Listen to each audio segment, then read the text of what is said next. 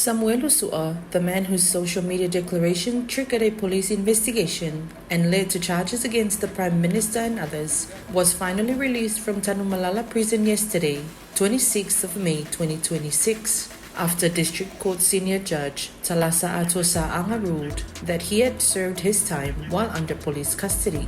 In passing judgment, Judge Sa'anga sentenced Samuelu to 26 months imprisonment on the charges of harassment using electronic devices. However, she noted that Sam had been under police custody for 28 months or 2 years and 4 months, and that covered his sentence. Samuelu's wife, Sivai Kepi, was also sentenced to 4 months on the charge, trying to pervert the course of justice. Judge Sa'anga also noted that Sivai had been under police custody for more than 4 months, which covers her sentence. The third defendant, Lise Marie Schmidt, was charged with breaching bail conditions and was discharged without conviction.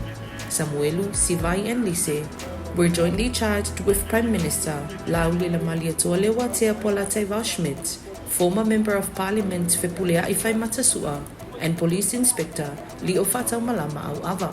The charges stemmed from Samuelu's social media declaration implicating police and others on the unresolved hit-and-run case that killed a university student at Vaitele in April 2021.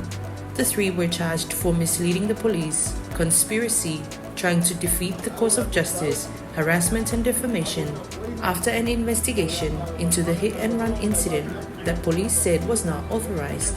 Samuelu Su'a, Sivai Kepi and Lise Schmidt were found guilty after a 5-week trial and were sentenced yesterday, 26th of May 2026.